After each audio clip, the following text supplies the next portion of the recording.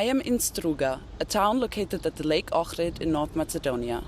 The shores of this picturesque lake became the scene for several meetings of representatives from the Western Balkan region and the international community since the Yugoslav succession wars. So was the Ohrid Framework Agreement signed here, in the close-by city with the same name, in 2001. This agreement aimed to put an end to violent conflicts within the former Yugoslav Republic of Macedonia and to secure minority rights, especially those of the largest ethnic minority, the Albanians, in order to consolidate the sovereignty and territorial integrity of the country, although tensions continued to flare up time and again. In March of 2023, Kosovo's Prime Minister Albin Kurti and Serbian President Aleksandar Vučić met in Ohrid to discuss the so-called European proposal, aiming for normalization of relations between both countries. Although EU Foreign Policy Chief Josep Borrell tweeted, "We have a deal," after the meeting, both parties did not sign the agreement and the implementation of respective proposal is still pending. In the last days, violence is escalating in the Serb majority north of Kosovo, making a peaceful resolution in the near future even more unlikely. This week, the Prespa Forum Dialogue took place here in Struga.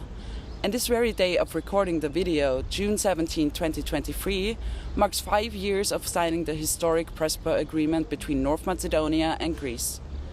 In 2018, representatives of Greece and the then Republic of Macedonia met at the close-by Lake Prespa on the borders of Albania, Greece and North Macedonia, and signed the agreement paving the former Yugoslav Republic's way into NATO and the EU. The agreement included the name change of the Republic of Macedonia to North Macedonia and clarification that the Southern-Slavic nation is not related to the ancient kingdom of Macedonia, with which a considerable part of Greeks still identify. In exchange, the Macedonian language was recognized by the United Nations, and Greece stopped its veto on North Macedonia's NATO and EU accession talks. North Macedonia became a NATO member in 2020, and EU accession talks began in 2022. I had the pleasure to speak at the panel at the 2023 Prespa Forum Dialogue about youth's contribution to the energy transition and a sustainable future for all.